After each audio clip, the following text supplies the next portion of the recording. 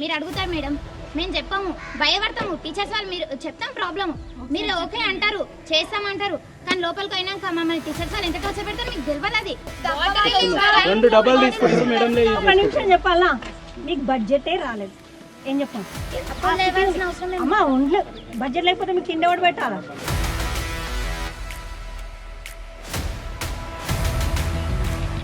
ఒక ప్రభుత్వ పాఠశాలలో చదువుకున్నటువంటి ఒక పేద విద్యార్థి అత్యున్నతమైనటువంటి స్థాయికి ఎదిగి ఆ ప్రభుత్వ పాఠశాలలకు కానీ లేదంటే ఎవరైతే పేద విద్యార్థులు పేదలు ఎవరైతే ఉంటారో వాళ్లకు సేవ చేయాలనేటువంటి భావంతో ముందుకెళ్తున్నటువంటి నాయకుడు కందకట్ల సిద్ధురెడ్డి గారు. ఫార్మాకోన్ కేజీబీవీ పాఠశాల అమ్మాయిలు స్ట్రైక్ చేసినప్పుడు మీరు స్పందించినటువంటి నిజంగా హృదయాన్ని తాకింది. నేను ఏమనుకున్నానంటే పిల్లలు బుక్స్ తో ఫైట్ చేయాలి కానీ సమస్యలతో కాదు. ఇక్కడ అన్ని సమస్యలు ఉన్నాయని చెప్పేసి 500 మంది అమ్మాయిలు వచ్చి స్ట్రైక్ చేసేంత వరకు మాకు కూడా తెలియదు. అక్కడికి వెళ్ళడం జరిగింది. అక్కడికి వెళ్ళినప్పుడు అక్కడ ఎలా అనిపిస్తుంది ఒకవేళ వాళ్ళ పిల్లల నుంచి వచ్చిన స్పందన? నిజం చెప్పాలంటే ఒక ఎమోషనల్గా కనెక్ట్ అయ్యా పిల్లలతో.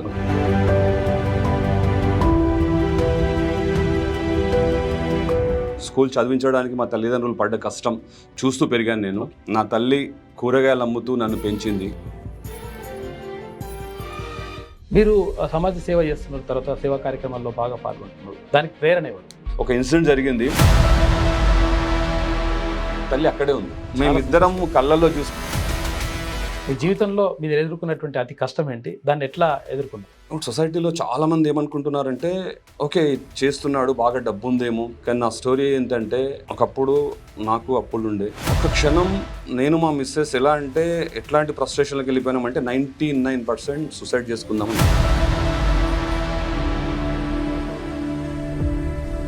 గిఫ్ట్ పెడదామని అనుకుంటున్నా.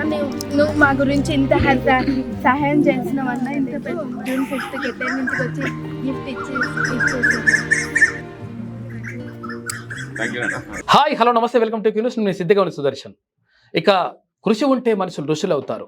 ముళ్ళ కంచెల్లోన పూలు కావచ్చు, రాళ్ల కుచ్చలలో రత్నాలు కావచ్చు, నీరు దానంతటిదే పైకి రాదు, మనం చేతి దప్పిక తీర్చుకోవాలి. పరిపాలనా కళ్యం బిగించకపోతే వ్యవస్థ అస్తవ్యస్తమవుతుంది. పాడలేని వాడు గాయకుడగుట, ఆడలేని వాడు క్రీడాకారుడట, అసమర్థుడు పరిపాలించట, గుడ్డివాడు పరిపాలించడం వంటిది. అటువంటిది కాకుండా అంటే ఒక అబ్దుల్ కలాం చెప్తారు, అంటే ఒక అట్టడుగు స్థాయి నుంచి అత్యున్నతమైనటువంటి స్థాయికి వెళ్ళిన వాళ్ళ చరిత్రలను మనము పేపర్లో మెయిన్ వార్తలుగా తీసుకోవాలి. అప్పుడు కొంతమంది పిల్లలైనా వాటిని చూసి స్ఫూర్తి పొందుతారు, దాని ద్వారా సమాజానికి మేలు జరుగుతుంది. కాబట్టి అటువంటి కథనాలు పత్రికల్లో ప్రధాన వార్తలుగా వస్తే బాగుంటుందని చెప్తుంటున్నారు కందకట్ల సిద్ధురెడ్డి గారు. ఆయన నిజంగా అనేక సేవా కార్యక్రమాలు, తర్వాత నిజంగా కూడా ఒక ప్రభుత్వ పాఠశాలలో చదువుకున్నటువంటి ఒక పేద విద్యార్థి అత్యున్నతమైనటువంటి స్థాయికి ఎదిగి ఆ తర్వాత ఆ ప్రభుత్వ పాఠశాలలకు కానీ లేదంటే ఎవరైతే పేద విద్యార్థులు పేదలు ఎవరైతే ఉంటారో వాళ్లకు సేవ చేయాలనేటువంటి భావంతో ముందుకెళ్తున్నటువంటి నిజంగా నాయకుడు అని చెప్పుకోవచ్చు, తర్వాత నిజంగా ఆదర్శమూర్తి అని చెప్పుకోవచ్చు కందకట్ల సిద్ధురెడ్డి గారు. ఆయనతో మాట్లాడేటువంటి ప్రయత్నం చేద్దాం. నమస్తే సార్. నమస్తే. ముందుగా సుదర్శన్ గారికి అండ్ క్యూన్యూస్ ప్రేక్షకులకు అండ్ నిరంతరం ప్రజల సమస్యను తీర్చి ప్రజలలో ఉండే కుటుంబ సభ్యులకు, క్యూన్యూస్ కుటుంబ సభ్యులకు నా హృదయపూర్వక నమస్కారాలు. Thank you. మీరు అంటే చిన్నప్పటి నుంచి ఇప్పటి వరకు అంటే మీ కథను చాలాసార్లు మేము విన్నాం, తర్వాత దానికి సంబంధించి తెలుసుకున్నాం. అంటే ఆ స్థాయి నుంచి ఇక్కడికి రావడానికి మీరు ఎలాంటి ప్రయత్నం చేసినారు, ఎలా సాధ్యమైంది అది? అంటే ముందుగా చెప్పాలంటే ఒక మనిషి జీవిత చరిత్ర ఎక్కడ స్టార్ట్ చేసామన్నది కాదు, ఎక్కడి వరకు తీసుకెళ్ళామన్నది ముఖ్యం.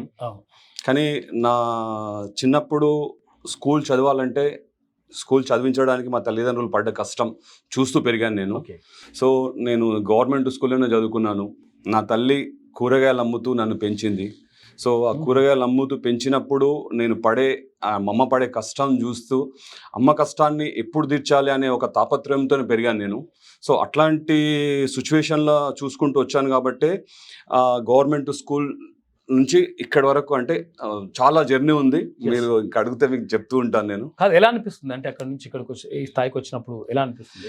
అంటే కష్టపడుతూ వచ్చాను, చాలా ఇష్టంగా వచ్చాను కాబట్టి గర్వంగా ఉంది, తర్వాత హ్యాపీగా కూడా ఉంది. సో ఆ గర్వాన్ని నేను అంటే మంచి హ్యాపీగా చెప్పాలనుకుంటున్నాను.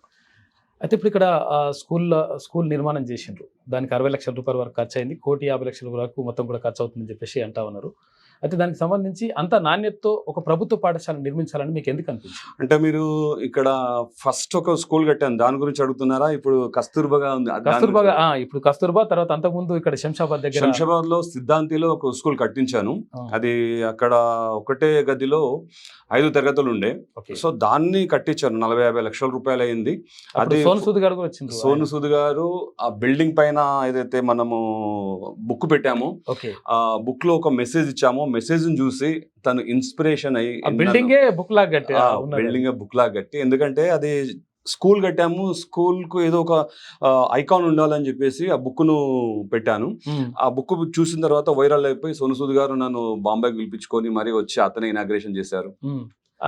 అప్పుడు ఎలా అనిపించింది? చాలా అంటే చాలా హ్యాపీగా అనిపించింది.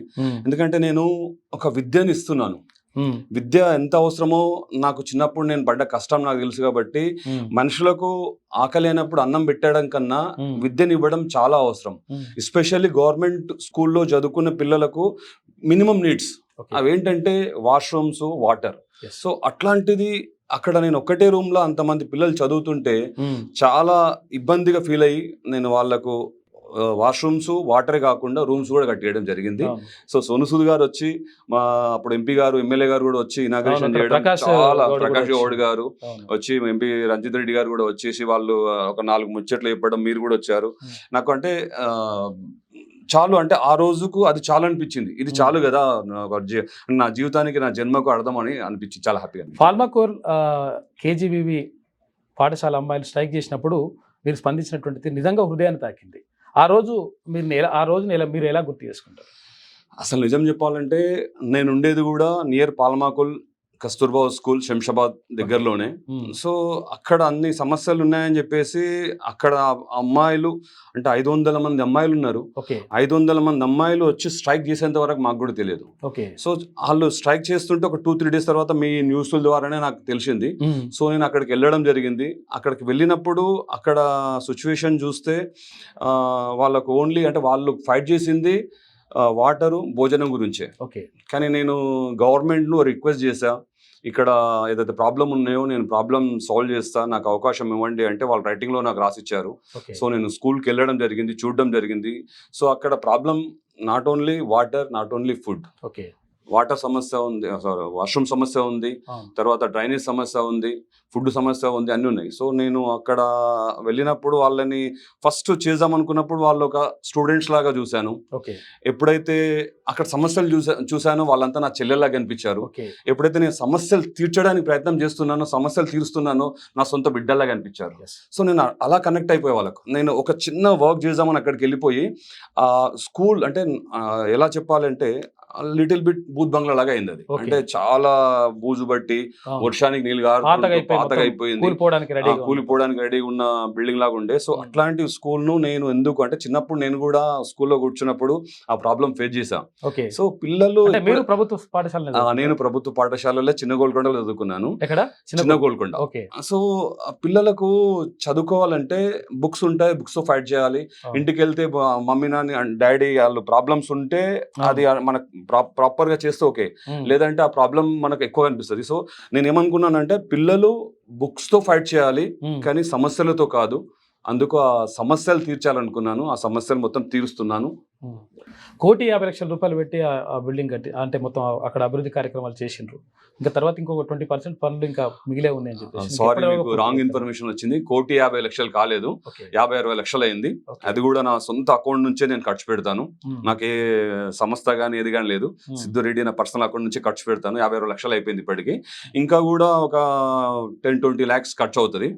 అది ఏంటంటే చుట్టూ కాంపౌండ్ వాల్, తర్వాత స్కూల్ వెనుక డ్రైనేజ్ సిస్టమ్ ఉండే. డ్రైనేజ్ సిస్టమ్ ఎలా ఉండే అంటే అక్కడ ఉన్న దోమల వల్ల ఒక అమ్మాయి కూడా చనిపోయింది. ఓకే.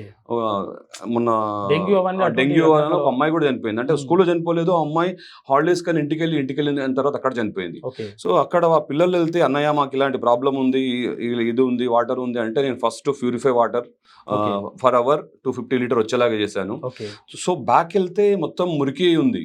సో విలేజ్ వాళ్ళు కూడా ఆ కంపౌండ్ వాళ్ళలోనే వదిలేసిర్రు, అవతలికి పోవడానికి ఆప్షన్ ఇవ్వలేదు. అయ్యో. సో దాన్ని మేము మొత్తం మట్టి వేయించి, సపోజ్ మురమ్మ వేయించి నీట్గా వేయించి ఒక గ్రౌండ్ 1.5 ఎకర్ గ్రౌండ్ వెళ్ళింది అది. సో ఆ 1.5 ఎకర్ గ్రౌండ్ ఇప్పుడు గ్రౌండ్ లో కూడా స్పోర్ట్స్ సంబంధించిన ఐటమ్ చేయాలనుకుంటున్నాను. ఓకే. సో అది కాకుండా పిల్లలకు వాష్రూమ్స్ 47 వాష్రూమ్లు కట్టించాను. తర్వాత రూములు కూడా ఏ రూమ్ కూడా నీట్గా, ఏ రూమ్ కారు నీట్గా, ఓకే. అక్కడ ఇలాంటి టీవీలు ఉంటే టీవీలు కూడా రిపేర్ చేయించాను, కంప్యూటర్లు కూడా రిపేర్ చేయించాను. అండ్ హాస్టల్ పైన కింద ఉండే మిస్కమ్యూనికేషన్ ఉండే, సో దాన్ని కూడా మొత్తం చేశాను. అక్కడ టీచర్లు ఏదైతే కావాలనుకుంటున్నారో అంతకంటే నేను 10 times ఎక్కువ చేశాను. ఎలా అనిపిస్తుంది ఒకవేళ వాళ్ళ పిల్లల నుంచి వచ్చిన స్పందన చూస్తుంటే? నిజం చెప్పాలంటే ఒక ఎమోషనల్గా కనెక్ట్ అయ్యా పిల్లలతో. ఓకే. వాళ్ళని మిస్ అవుతున్న ఫీలింగ్ వస్తుంది. ఓకే. ఎందుకంటే నా సొంత పిల్లల్లాగా, అంటే ఒక కన్న పిల్లల కాదు కానీ సొంత పిల్లల్లాగా, కుటుంబ సభ్యుల్లాగా ఫీల్ అవుతున్నా. సో వాళ్ళు ఎప్పుడైతే ఆప్యాయంగా అన్నయ్య అని పలకరించినప్పుడు ఆ తెలియని ఉత్సాహం, ఆప్యాయత, నాకు నిజంగా కూడా ఏదైనా ఈ మధ్య ఏ ఫెస్టివల్ ఉన్నా ఖచ్చితంగా వెళ్తున్నా. ఓకే. వాళ్ళు రాకుంటే కూడా అన్నయ్య మీరు రాలేరని చూపించే ప్రేమ నేను మాటల్లో చెప్పలేను. నిజంగా కూడా అక్కడ స్కూల్ కట్టించినప్పుడు అనిపించింది, ఇక్కడ కూడా నా జన్మకు ఇది చాలు అనిపిస్తుంది. ఎందుకంటే ఇది చూసిన తర్వాత ఇంకా కూడా అంటే ఇట్లాంటి సమస్యలు ఎన్ని ఉన్నాయో ఖచ్చితంగా నేను వెతకాలనిపిస్తుంది, చేయాలనిపిస్తుంది. మహారాష్ట్రలోని సోలాపూర్ నుంచి కాల్ వచ్చినప్పుడు దానికి మీరు స్పందించిన తీరు అద్భుతంగా ఉన్నది. యాక్చువల్గా ఎందుకు అలా అనిపించింది? అంటే ఎక్కడైనా ఒక మనిషి, ఇందాక మీరు ఫస్ట్ చెప్పినట్టు, ఒక మనిషి చరిత్ర చెప్తేనే తెలుస్తుంది. ఇప్పుడు రాజుల కాలంలో రాజుల గురించి, తర్వాత ధర్మరాజు గురించి, కర్ణుడి గురించి మనం చెప్తేనే మనం తెలుస్తుంది. సో ఇప్పుడు ఇక్కడ మనం చేస్తున్న పని 10 మందికి తెలిసి 10 మంది చేయాలని ముందుకు వచ్చినప్పుడే మనం చేసే పనికి అర్థం పరమార్థం ఉంటుంది. సో సోలాపూర్లో ఒక పెద్ద మనిషి తెలుసుకొని ఒక 2 ఎకర్ ల్యాండ్ ఇచ్చాడు, సారీ 1/2 ఎకర్ ల్యాండ్ ఇచ్చాడు. 1/2 ఎకర్లో బిల్డింగ్ కట్టాడు. బిల్డింగ్ కట్టి అక్కడ చిన్న చిన్న ఫెసిలిటీస్ లేవు. దేనికోసం? బుక్స్ అనుకోండి, టేబుల్స్ అనుకోండి, కంప్యూటర్స్ అనుకోండి, ఇట్లాంటివి. సో ఇట్లాంటివి మీరు చేస్తారా అని అన్నప్పుడు నేను అసలు అంటే ప్రతిదీ నేను నా అదృష్టంగానే భావిస్తాను. ఎందుకంటే నా స్థాయి ఏందో నాకు తెలుసు, నేను ఎక్కడి నుంచి వచ్చానో నాకు తెలుసు. ఇప్పుడు చేసే అదృష్టం నాకు వచ్చిందంటే భగవంతుడు నాకు ఇస్తున్న వరం, అవకాశం. సో అట్లా నాకు అక్కడ పిలవగానే అక్కడికి వెళ్ళడం జరిగింది. అక్కడ వాళ్ళకు కావాల్సిన అన్ని సౌకర్యాలు చేయడం జరిగింది. 3 లక్షల రూపాయలతో పిల్లలకి బెంచ్లు, స్మార్ట్ క్లాసులు ఏర్పాటు చేసినప్పుడు అక్కడ పిల్లల ఆనందం చూసి ఏమనిపిస్తుంది? అసలు చెప్తున్నాను కదా, ఈ పిల్లలతోని కనెక్షన్ ఎలా అయిందంటే ఒక అద్భుతం. నాకు అంటే మనసు ఉప్పొంగిపోతుంటుంది వాళ్ళతోని మాట్లాడుతుంటే. సో వాళ్ళ కోసం నేను ఇంకా ఇంకా చేయాలనేంత తాపత్రయంతో ఉంటాను. అంత బాగుంటుంది పిల్లలతో కనెక్షన్. మీ ప్రతి పుట్టినరోజుకు మంచి గ్రాండ్గా ఏర్పాటు చేస్తారు. తర్వాత భోజనాలు, అందరికి చాలా మందికి భోజనాలు పెడుతుంటారు. అంటే అసలు యాక్చువల్గా అంటే ఇట్లా మంచిగా ఏర్పాటు చేసేసి బాగా అంటే 10 మందికి భోజనాలు పెట్టాలనే ఆలోచన ఎందుకు వచ్చింది? ఇందాక చెప్పాను కదా, మా లైఫ్ చిన్నప్పుడు చాలా కష్టాలతోని కూడుకున్న లైఫ్ మాది. సో నా తల్లి నన్ను పెంచడానికి, మా చెల్లిని, అక్కను, మా అన్న నలుగురు ఉంటాం మేము. మమ్మల్ని పెంచడానికి చాలా కష్టపడి పెంచింది. సో చిన్నప్పుడు విందు భోజనం అంటే తినడం అంటే చూడడమే కష్టం మాకు. పండుగ లాంటిది ఏదో దసరాకో దీపావళికో అట్లాంటిది వస్తే ఆ రోజు కూడా కొంచెం అతి కష్టమే, అప్పుడే కొత్త బట్టలు తెచ్చుకోవాలి, అప్పుడే తీసుకోవాలి, తినాలి. సో అట్లాంటి రోజులు మేము చాలా గడిపాం. అంటే అది తినడానికి ఇబ్బంది పడ్డాం మేము. భగవంతుడు నాకు 10 రూపాయలు ఇస్తున్నప్పుడు నేను ఎందుకు ఆ రోజును గుర్తు చేసుకొని ఆ 10 మందిలో ఒక్కడిగా నేను ఎందుకు ఉండొద్దు, వాళ్ళకి ఎందుకు చేయొద్దు ఆ సంతోషాన్ని. ఇంకొకటి, నాకు నా తల్లి జన్మని ఎప్పుడు ఇచ్చిందంటే వరల్డ్ ఎన్విరాన్మెంటల్ డే నాడు ఇచ్చింది. అంటే ప్రపంచ పర్యావరణ దినోత్సవం నాడు ఇచ్చింది. సో నా జన్మనే ఒక ప్రపంచ పర్యావరణం కోసం ఇచ్చింది నా తల్లి. సో అలాంటి జన్మ సుకృతం చేసుకోవడానికి అక్కడ ఒక మినిమం 5,000 to 10,000 పిల్లలకు కానీ, ఆ గరీబులకు కానీ అందరిని పిలిచి భోజనాలు పెడుతుంటాను. అదే సేమ్ టైంలో ప్రపంచ పర్యావరణ దినోత్సవం కాబట్టి మొక్కలు కూడా ఎప్పుడు ప్రతిసారి ఒక 2000 మొక్కలు నేను నాటిస్తుంటా. మొత్తం 1,00,000 మొక్కలు నాటాలి, తర్వాత అందరికి మజ్జిగ పంపిణీ కార్యక్రమం చేపట్టాలని చెప్పేసి ఎందుకు అనిపించింది అట్లా? ఇప్పుడు మొక్కలు అంటే పర్యావరణ సేమ్ పంపిణీ. చెప్పాను కదా, నేను నా పుట్టుకే Yes. ప్రపంచ పర్యావరణ దినోత్సవం రోజు.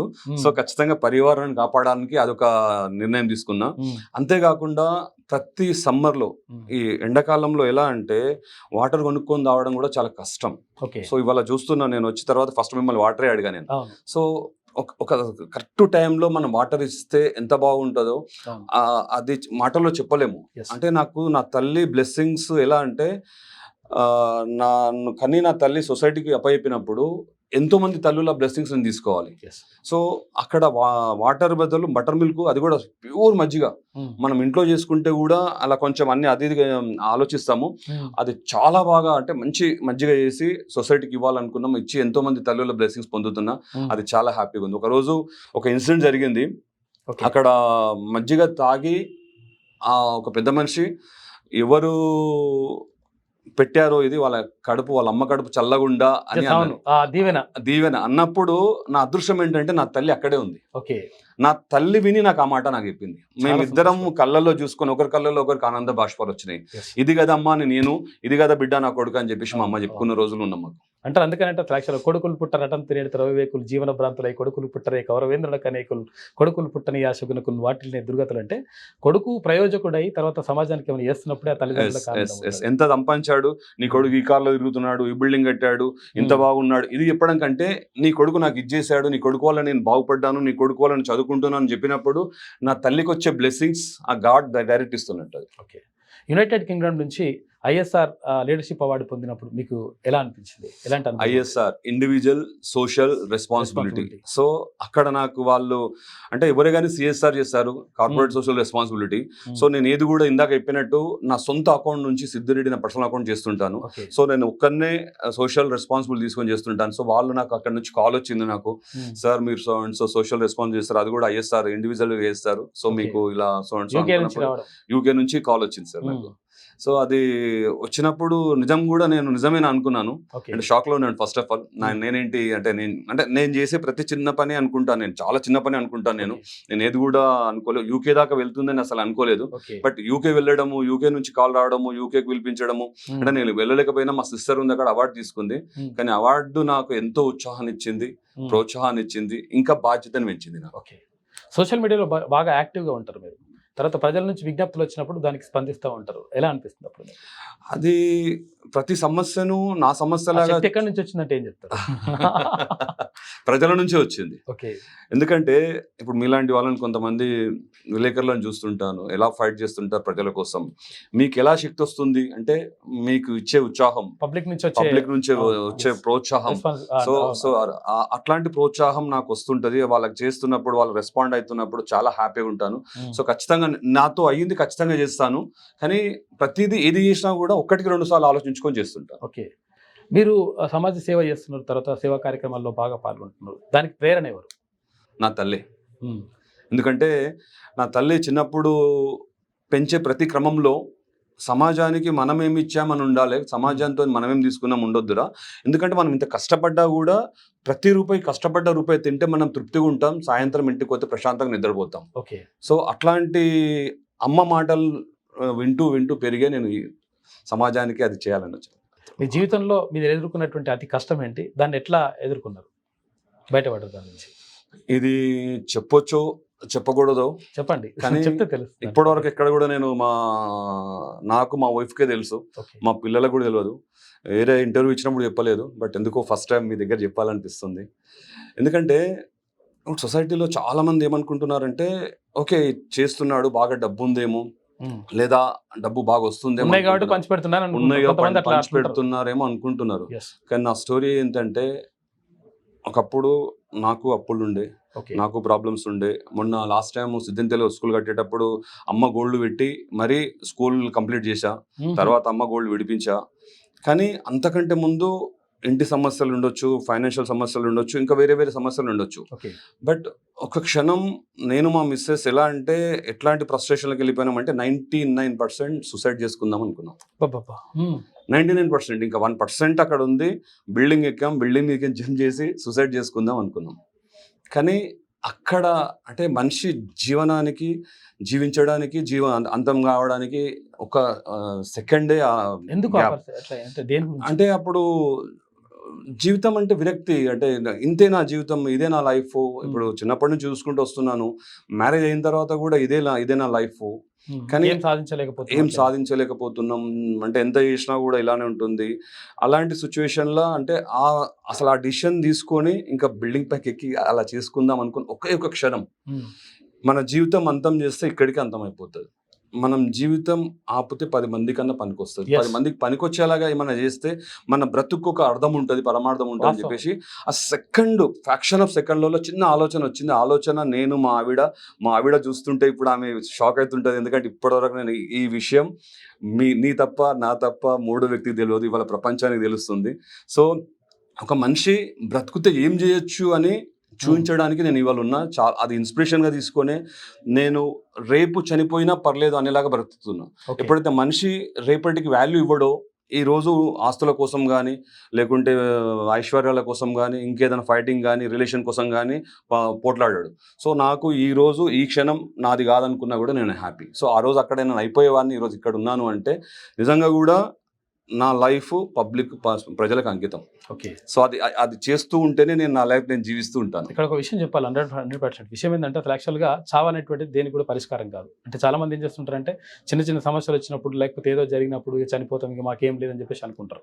కాకపోతే అంటే ఇట్లా అంటే ఇలాంటి వారి జీవితాలే కొంతవరకు మనకు ఆదర్శంగా ఉంటాయి. ఎందుకంటే అసలు యాక్చువల్ నిజంగా ఒకవేళ అటువంటి ఏమైనా చేసి ఉంటే ఇప్పుడు కొన్ని సేవా కార్యక్రమాలు ఉన్నాయి కదా, పేద పిల్లలకు కానీ లేకపోతే ఇవన్నిటికి కూడా చేసేవాళ్ళు. ఒక్క క్షణం నేను ఆలోచన జస్ట్ అవును అంటే చాలా మందికి నేను అంటే మీ ద్వారా చెప్పాలనుకుంటున్నా, మనం ఎంత పరిస్థితులు ఉన్నా కూడా ఎలాంటి సిచ్యువేషన్లు ఉన్నా కూడా మనం ఒక్క క్షణం ఆలోచించండి. ఒకే ఒక క్షణం మీ జీవితాన్ని మార్చేస్తుంది. ఎందుకంటే మనం ఆ స్టేజ్ వరకు వెళ్ళినప్పుడు ఇంకే స్టేజ్ కానీ వెళ్ళగలం. ఆ ధైర్యం, ఆ మోటివేషన్ వస్తుంది. సో ఆ మోటివేషన్ ఎలా అంటే నీకు 10 మంది చెప్తేనో పక్కోడు చెప్తానో రాదు, నీకు నువ్వు తీర్చుకున్నప్పుడు అప్పుడు మాత్రమే ఆ శక్తి వస్తుంది. సో ఆ శక్తిని నేను తీర్చుకొని నేను ఇవాళ సొసైటీకి సేవ చేయాలన్న ఒకే ఒక భావనతో ఆ రోజు ఆలోచించిన ఈరోజు చేస్తున్నా. నేను బ్రతుకుతున్నా, ప్రజల కోసం జీవిస్తున్నా, నేను జీవిస్తున్నా. ఎస్. ఇప్పుడు భవిష్యత్తులో మీరు ఏ రంగంలో సేవ చేయాలనుకుంటున్నారు? నేను నా ప్రియారిటీ అయితే ఫస్ట్ గవర్నమెంట్ స్కూల్లో ఉండే పిల్లల గురించి వాళ్ళ minimum needs, water, washrooms, books, dresses, ఏమన్నా షూ అట్లాంటివి, ఇది మినిమం. ఎందుకంటే గవర్నమెంట్ ఎలాగో మంచి బిల్డింగ్స్ ఇస్తుంది, భోజనం పెడుతుంది, గవర్నమెంట్ మంచి టీచర్లను ఇస్తుంది, స్టడీస్ ప్రాబ్లం లేదు. కానీ గవర్నమెంట్లో ఈ మెయింటెనెన్స్ లేదు చూడండి. అట్లాంటి మెయింటెనెన్స్ లేని స్కూల్స్ మొత్తం మ్యాక్సిమం అంటే గాడ్ నాకు ఇచ్చే శక్తి కొలది ఖచ్చితంగా చేయాలనుకుంటున్నాను. ఓకే. అంటే మీరు అసలు యాక్చువల్గా మీ జీవితంలో మీరు చదువుకున్నటువంటి పాఠశాల స్థితిగతులు ఎట్లా ఉండే అప్పుడు? సేమ్ అండి. గవర్నమెంట్ స్కూల్ అంటే ఎలా ఉంటుంది సార్, ఖచ్చితంగా గవర్నమెంట్ స్కూల్ అంటే మేము చదువుకున్న స్కూల్ బండలు కూడా లేవు, ఆ ఇసుక పైన కూర్చునే వాళ్ళం మేము. అలాంటి పరిస్థితుల్లోనే పెరిగా నేను స్కూల్లో. చాలా మంది పాఠశాలలు అంటే స్కూళ్ళు కానీ చూస్తుంటారు. తర్వాత ఇంకేంటంటే సొంతంగా డెవలప్ కావాలనుకుంటారు, సొంతంగా నా కుటుంబానికి ఏమైనా చేయాలనుకుంటారు, లేకపోతే ఇంకా అట్లా వాళ్ళ పిల్లల గురించో లేకపోతే ఆలోచిస్తుంటారు సొంత పిల్లల గురించి. కానీ సొసైటీలో ఉన్నటువంటి పేద పిల్లల గురించి లేకపోతే పేద విద్యార్థుల గురించి ఆలోచించారు. ఎందుకు అట్లా అనిపిస్తుంది అంటే? నేను ఇప్పుడే చెప్పాను, నేను రేపు చనిపోయినా పర్లేదు, ఈ క్షణమే నాది, రేపు నాది కాదు అనుకున్నాను. సో పబ్లిక్ కూడా ఏంటంటే ఇవాళ కోవిడ్ మనకు చాలా నేర్పిపోయింది. కోవిడ్ లో ఎంతో మంది ఎన్ని వేల కోట్ల రూపాయలు ఉన్నా కూడా బ్రతకడం చాలా కష్టం అని నేర్పించింది. సో మనకు అంత పెద్ద గుణపాఠం నేర్పినాక కూడా ఇవాళ జనాలు ఏంటంటే నేను ఇంకా 1000 ఏళ్ళు బతుకుతాను, 1,00,000 ఏళ్ళు బతుకుతాను అనేలాగా సంపాదిస్తున్నారు. సంపాదించిన దాంట్లో మనం ఎందుకు సొసైటీకి చేయొద్దు, ఇలాంటి పేద పిల్లలకు చేయొద్దు అని ఆలోచించినప్పుడు ఒకటే చెప్తున్నా మీకు, నిజంగా కూడా హాస్పిటల్కి వెళ్ళి మన హెల్త్ కోసం కాపాడుకోవాల్సిన అవసరమే లేదు. మనకు వచ్చే హెల్దీ హార్మోన్స్ వల్ల మనం చాలా హ్యాపీగా ఉంటాం. సో అది చేయండి ఫస్ట్ మీరు. ఎందుకంటే మనం ఎవ్వరం కూడా ఇక్కడ శాశ్వతంగా ఉండడానికి రాలేము. ఖచ్చితంగా మన ఎక్స్పైరీ డేట్ రాసి పెట్టుంది, అది గుర్తుపెట్టుకోండి. తర్వాత ఫాల్బాక్లకు కేజీబీవీ స్కూల్ విద్యార్థులు వచ్చి రోడ్డుపైకి వచ్చి నిరసన చెప్పినప్పుడు తర్వాత ఏమనిపించింది మీకు అసలు యాక్చువల్గా? అంటే ఈ జనరేషన్లో కూడా ఇట్లాంటి పరిస్థితులు ఇంకా ఉన్నాయా, ఇంకా కూడా ఇలాంటి పరిస్థితుల్లో మనం బ్రతుకుతున్నామా? ఇంకొక విషయం అంటే మీ ద్వారా నాకు తెలిసింది, అదేంటంటే క్యూన్యూస్ లోనే విన్నాను, 250 మంది అమ్మాయిలు గోడలాగా నిల్చొని కాలకృత్యాలు తీర్చుకుంటారు అని చెప్పేసి మీ న్యూస్ టాయిలెట్స్ లేక వాళ్ళు అంటే ఒకరికొకరు ఇట్లా పట్టుకొని నిల్చొని చుట్టుపక్కల కూర్చొని నిల్చొని మధ్యలోకి వెళ్ళి ఒక్కొక్క అమ్మాయి కాలకృత్యాలు తీర్చుకుంటుందని విన్నా నేను. సో అలాంటి పరిస్థితులు మనం ఉన్నామా ఇంకా? కానీ ఇక్కడ వ్యవస్థలో ఏంటంటే అంటే నేను వ్యవస్థని క్వశ్చన్ చేసే అంతటి వాని కాదు, కానీ నిజంగా కూడా దయచేసి మన గవర్నమెంట్ ఒకటే రిక్వెస్ట్, అన్ని ఇన్ఫ్రాస్ట్రక్చర్ ఇచ్చారు, అంతా బాగుంది. ఆ చిన్న చిన్న ఏదైతే ప్రాబ్లమ్స్ ఉన్నాయో వాళ్ళకి ఒక స్పెషల్ గైడ్ లైన్స్ ఇచ్చి స్పెషల్ ఆఫీసర్ని పెట్టి మినిమం వాటరు, వాష్రూమ్స్ ఇది చేస్తే ఇంకా మన గవర్నమెంట్ సూపర్. ఇంకా తర్వాత మళ్ళీ ఇంకా స్పోర్ట్స్ సంబంధించి స్పోర్ట్స్ అది కూడా స్పోర్ట్స్ సంబంధించి అది కూడా చేస్తే ఇంకా పిల్లలకు ఈ ప్రైవేట్ స్కూల్లో చూడాల్సిన అవసరం కూడా ఉండదు. ఇంకా ఇప్పుడు 1,50,00,000 వరకు ఖర్చు పెట్టింది అంటే యాక్చువల్గా అక్కడ శంషాబాద్ దగ్గర, తర్వాత పాలమాకుల దగ్గర ఇదంతా మొత్తంగా ఖర్చు పెట్టి ఇట్లా చేస్తుంటే ఏమనిపిస్తుంది అంటే ఎట్లా నా బ్రతుకే అలాంటి పనులు చేయడానికి అంకితం అనుకుంటున్నా నేను. సో దానికోసం మాత్రం బ్రతుకుతున్నా అనుకుంటున్నా నేను. నాకు గౌడ్కి ఒకటే ప్రే చేస్తున్నా, నాకు ఇంకా సంపాదించే అవకాశం ఇవ్వు, ఇంకా ఖర్చు పెట్టే అవకాశం ఇవ్వు నాకు. ఓకే, ఆ శక్తిని కోరుకుంటున్నారు. తర్వాత ఆ పిల్లల ముఖాల్లో ఆనందం చూసినప్పుడు మీకు ఏమనిపిస్తుంది? నాకు కూడా బ్లెస్సింగ్స్ వస్తాయి, చాలా అంటే చాలా హ్యాపీ. సో వాళ్ళ ఆనందం చూసి నిజంగా చెప్పాలంటే నా లైఫ్ అంటే ఒకవేళ నాకు టైం ఎక్కడి వరకు ఉంటుంది, బట్ నిజంగా కూడా బ్రతకాలి అంటే వాళ్ళ హ్యాపీనెస్ చూసి ఇంకొంచెం ఎక్కువ బ్రతుకుతాను నేను. అంత బాగుంటుంది.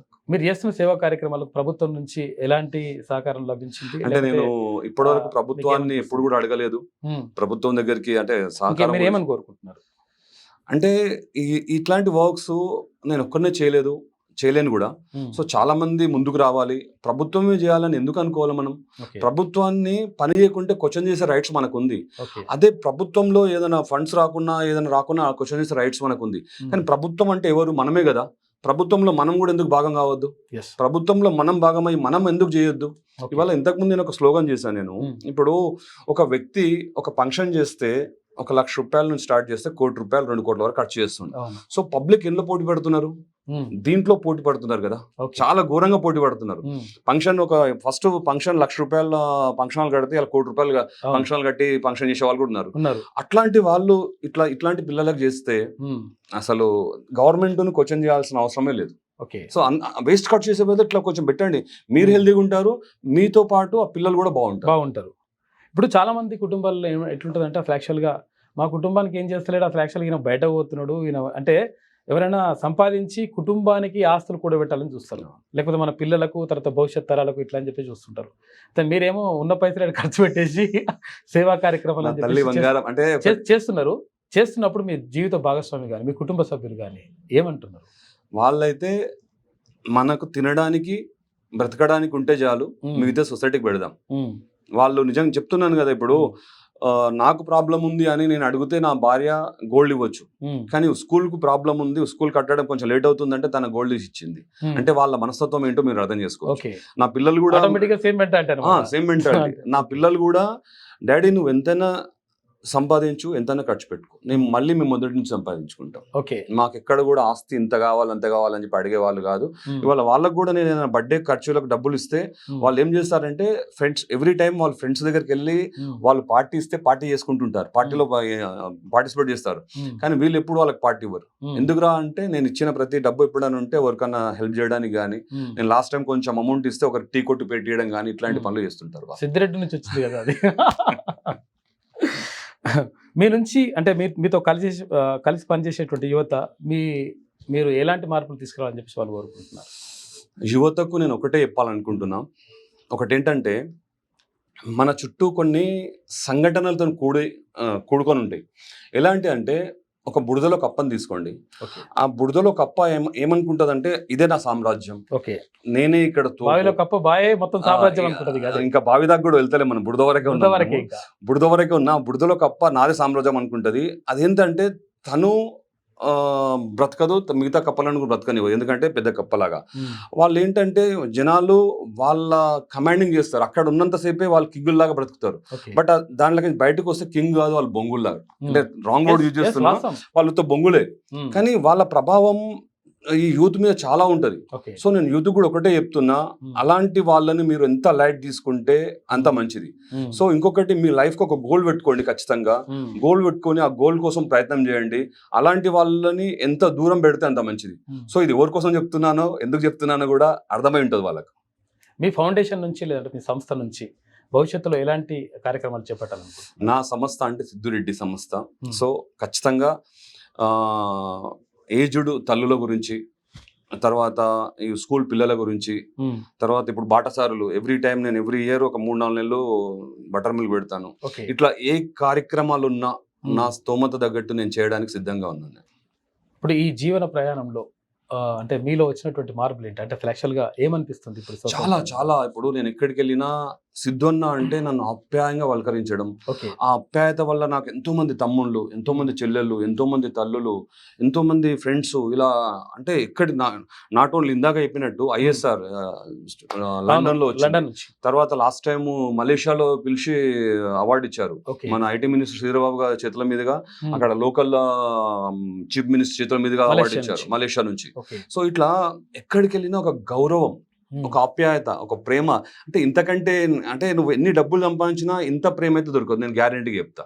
సో ఆ ప్రేమతో నేను చాలా హ్యాపీగా ఉంటున్నాను.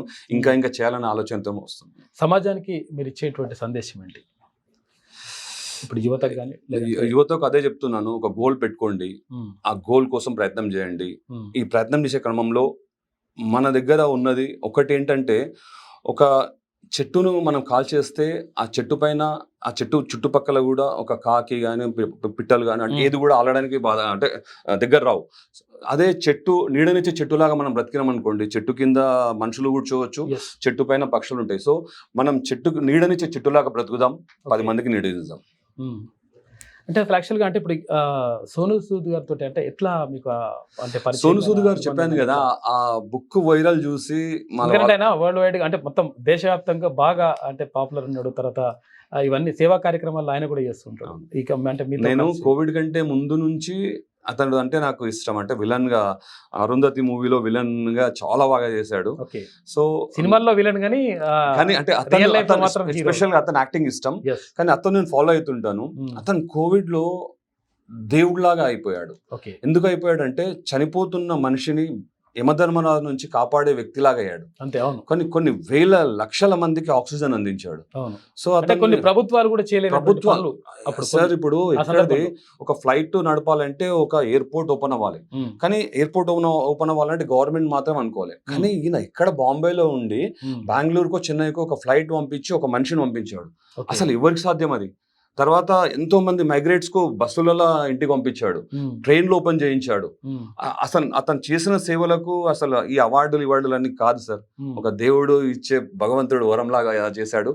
సో అట్లాంటి వ్యక్తిని చూసి నేను చాలా ఇన్స్పైర్ అయ్యా. నేను కూడా అంటే నేను అంతకుముందు కూడా నా జీవితంలో పడ్డ కష్టాన్ని చేసుకుంటూ వస్తున్నాను. ఎస్పెషల్లీ కోవిడ్ లో సోను సూద్ గారిని చూసి చాలా చాలా ఇన్స్పైర్ అయ్యా. కానీ అలాంటి వ్యక్తితో నాకు కాల్ వచ్చినప్పుడు, అతను నా పక్కన కూర్చొని భోజనం చేసినప్పుడు, అంటే కలిసి ఆ కాఫీ డేలో కూర్చోబెట్టి మీకోసం వచ్చిండు. మీరు అంటే అక్కడ ఏది బొంబాయికి పిలిపించాడు. ఫస్ట్ బొంబాయికి పిలిపించి అక్కడ భోజనం చేయించాడు. తర్వాత అక్కడ కూర్చోబెట్టి చాలా సేపు మాట్లాడాడు. అతను మూవీ గురించి డిస్కషన్ చేశాడు. యాక్చువల్ గా నాకు బ్యాడ్ లక్ ఏంటంటే, మొన్న రీసెంట్లీ వచ్చిన మూవీలో కూడా నన్ను యాక్ట్ చేయమన్నాడు.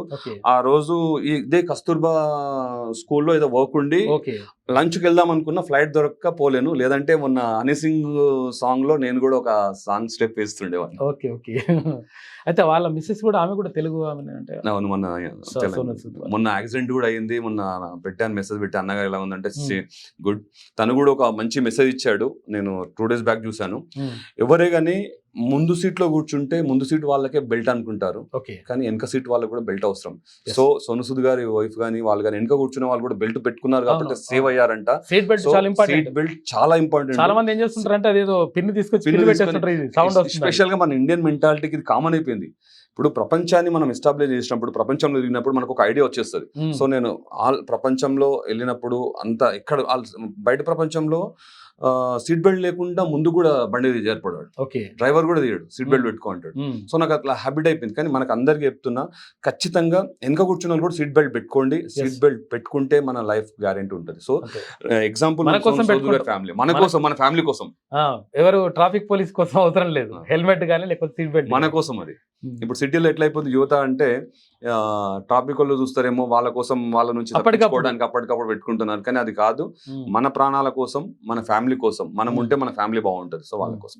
దివ్యాంగుల కోసం కూడా అంటే యాక్చువల్గా ఫిజికల్లీ కానీ లేకపోతే హ్యాండిక్యాప్డ్ ఉన్న వాళ్ళకు బైకులు కూడా పంపిణీ చేసిండ్రు. అంటే ఇటువంటి ఆలోచన ఎందుకు వచ్చింది? అంటే వాళ్ళకు కూడా హెల్ప్ చేయాలని చెప్పేసి ఇక్కడ విద్యార్థులకు, ఇక్కడ దివ్యాంగులకు. అంటే నా వల్ల అయ్యే ఏ చిన్న కార్యక్రమం కూడా భగవంతుని ప్రే చేస్తున్నా ఖచ్చితంగా నేనే చేయాలని, అందులో కూడా ఒక స్వార్థంగా చేస్తున్నా. Yes. కానీ ఇందులోనే నాకు ఒక ఇన్సిడెంట్ జరిగింది. ఏంటంటే నా క్లాస్మేట్, Hmm. అతను పెద్దగొల్కొండలో ఉంటాడు. నేను ఈ బటర్ మిల్క్ గత 4-5 years నుంచి పెడుతున్నాను. ఓకే. లాస్ట్ 2 years బ్యాక్ ఇప్పుడు వచ్చాడు. సమ్మర్ టైంలో. ఆ, ఓకే. ఈ సమ్మర్ టైంలో పెడతాను ఎవ్రీ టైం. అవును, అది అప్పుడే అవసరం. సో అతను అక్కడికి వచ్చాడంట, అక్కడికి వచ్చారే నా ఫోటో ఉంటుంది అక్కడ. ఓకే. సో చూసి ఇతను నా క్లాస్మేట్ అని చెప్పేసి అక్కడ నెంబర్ ఇచ్చిపోయాడు. Hmm, hmm. సో అతనికి గురించి తెలుసుకుంటే అతనికి యాక్సిడెంట్ అయిందని తెలిసింది, కాళ్ళు లేవని తెలిసింది. అయ్యో. Hmm. సో ఒక ఫ్రెండ్ అలాంటి సిచ్యువేషన్ లో ఉన్నాడు కాబట్టి ఆ ఫ్రెండ్ కోసం ఏదో ఒకటి చేయాలని చెప్పేసి Hmm. అతను తెలియకుండా నా ఇంటికి వస్తున్నా అని చెప్పి సర్ప్రైజ్ గా తీసుకెళ్ళి ఒక బైక్ ఇచ్చి వచ్చా. ఓకే. సో ఆ ఫ్రెండ్ ఆ రోజు హ్యాపీనెస్, అలా వైఫ్ పిల్లలు ఎంత హ్యాపీగా ఉన్నారంటే ఈ రోజు కూడా తను, నేను ఎప్పుడు బట్ట మిల్ పెట్టినా ఫస్ట్ డే నాకు తెలియదు వచ్చి కూర్చుంటాడు అక్కడ. Hmm. అంటే అంత ఆప్యాయత. ఇట్లా అతనే కాకుండా ఎంతో మంది అంటే హ్యాండిక్యాప్స్ ఉన్న వాళ్ళకు బైక్లు ఇచ్చాను. Okay. ఇంకా కూడా కొన్ని రిక్వెస్ట్లు ఉన్నాయి, వాళ్ళకు కూడా ఇవ్వడానికి నా శాయశక్తుల ప్రయత్నం చేసి ఇస్తాను నేను. ఓకే.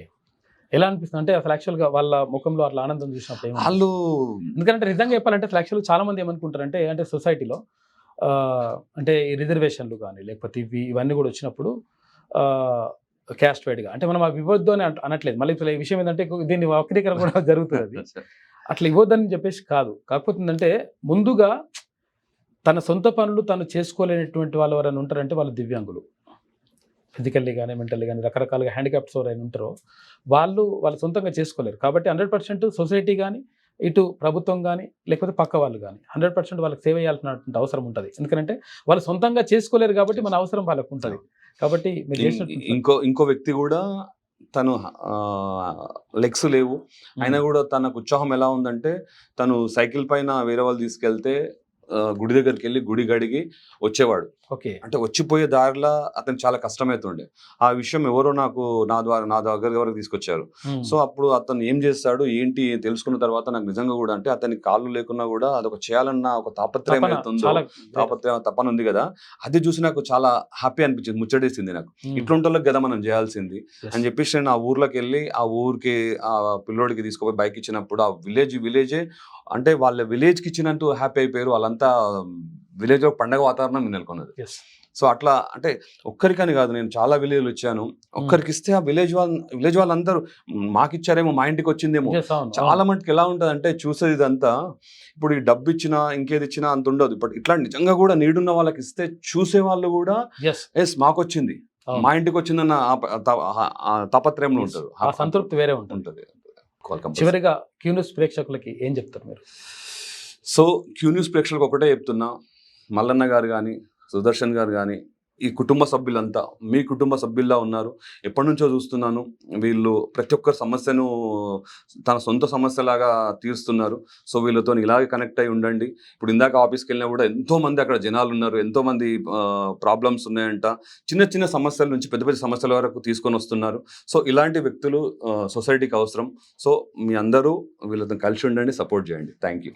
అయితే ఇది మొత్తం మీద అంటే కొందరు వ్యక్తుల ద్వారా, కొన్ని వ్యక్తిత్వాల ద్వారా కొన్ని పదవులకు లాంటి లభిస్తుంది. కానీ ఏ పదవి లేకుండా తన సొంతంగా, అంటే ఇందాక చెప్పింది కదా ఒక సంఘటన, అసలు యాక్చువల్గా ఒక సందర్భంలో ఆ స్కూల్ కట్టించే సందర్భంలో డబ్బులు లేకపోతే బంగారం కుదువ పెట్టేసి దానికోసం ఖర్చు పెట్టండి. అంటే ఇటువంటి మనస్తత్వాలు చాలా తక్కువగా ఉంటాయి, అరుదుగా ఉంటాయి. సమాజానికి ఎంతో కొంత మేలు చేయాలి, తర్వాత మన ద్వారా అంటే అక్కడ నుంచి మనం వచ్చినాం కాబట్టి ఆ వచ్చినటువంటి సమాజానికి ఎంతో కొంత చేయాలనేటువంటి ఆలోచన చాలా తక్కువ, అరుదుగా ఉంటారు. అటువంటి మనుషుల్లో కందగట్ల సిద్ధురెడ్డి గారు నిజంగా ప్రముఖంగా చెప్పుకోవాల్సినటువంటి వ్యక్తి. ఎందుకంటే చాలా సేవా కార్యక్రమాల్లో ఆయన చేస్తూ ఉంటాడు, తర్వాత సమాజానికి స్ఫూర్తినిస్తూ ఉంటాడు. ఇలాంటి వారి స్ఫూర్తితో మరింత మంది ఇలాంటి సేవా కార్యక్రమాలు చేస్తే సమాజానికి బాగుంటుందని చెప్పేసి 100% మేము కూడా అనుకుంటున్నాం. Thank you.